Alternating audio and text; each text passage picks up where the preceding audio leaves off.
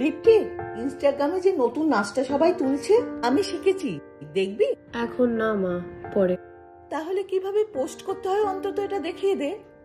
তোমাকে অনেকবার শিখিয়েছি জানো তো, তুমি শিখতেই পারো না। আরে দিদিমা ফোন। আরে কাকিমা কেমন আছো? ইয়ে ঝগড়া চলছে নাকি আবার? দেখ না, বলছি কখন থেকে একটু পোস্ট করাটা শিখিয়ে দে, বলছি আমি নাকি কিছুই পারি না। এই তোরা কিছু খাবি? বানিয়ে দি। তুমি যাও, এখন আমরা বাইরে খাবো। রোজ রোজ তোদের আরে বাইরে খাবো, তুমি যাও না রে বাবা।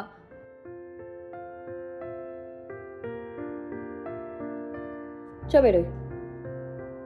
আজকে আমরা যেটা বুঝলাম, কনক্লুশন এটাই, আমাদের প্রত্যেকবারের জীবন। মা শটটা খারাপ করে দিলে তো, বারবার বলি নক করে আসতে। ভাই আবার শটটা ফার্স্ট থেকে দিতে হবে, আমার আর ভালোই লাগছে না।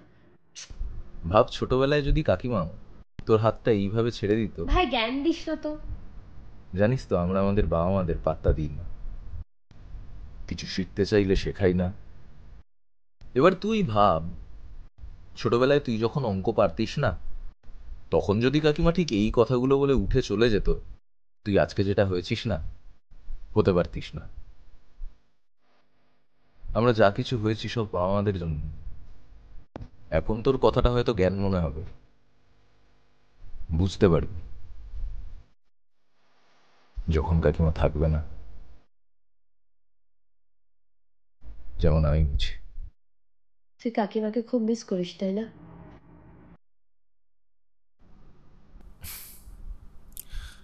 কাল কি আছে মনে আছে তো? হ্যালো হ্যালো, শুভ জন্মদিন। আমি বেরোচ্ছি। দিদি 1 মিনিট ধরো, তুই আজও বেরোচ্ছিস? আমার বন্ধুর জন্মদিন আছে, বাইরে খাবো।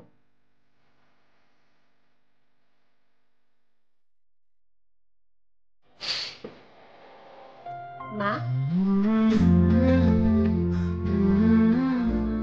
কি ম্যাডাম, পার্টি হবে তো? বন্ধুর জন্মদিন ছিল না? তুমি তো আমার বেস্ট ফ্রেন্ড, আমার সবচেয়ে প্রিয় বন্ধু, তোমারই তো পার্টি। আর একটু তাড়াতাড়ি কাটো, তার কারণ হচ্ছে যে তোমার তো আবার শুট আছে। কিসের শুট? আরে যে রিলটা তুললে তো বানাবো একসাথে। কাটো কাটো, সময় নেই, এ নাও শুরু করো। মা, আর কাটো। এই শব্দটাতে কি অদ্ভুত একটা শান্তি আছে তাই না? অথচ কি ইজিলি আমরা এই শান্তিটাকে টেকেন ফর গ্রান্টেডও নিয়ে নিই। আই এম সরি মা, তোমায় রোজ হয়তো বলা হয় না, কিন্তু তুমি তো আমার সবচেয়ে প্রিয় বন্ধু, আমার প্রথম বন্ধু, আর আমার শেষ নিঃশ্বাস পর্যন্ত তুমিই থাকবে আমার শ্রেষ্ঠ বন্ধু।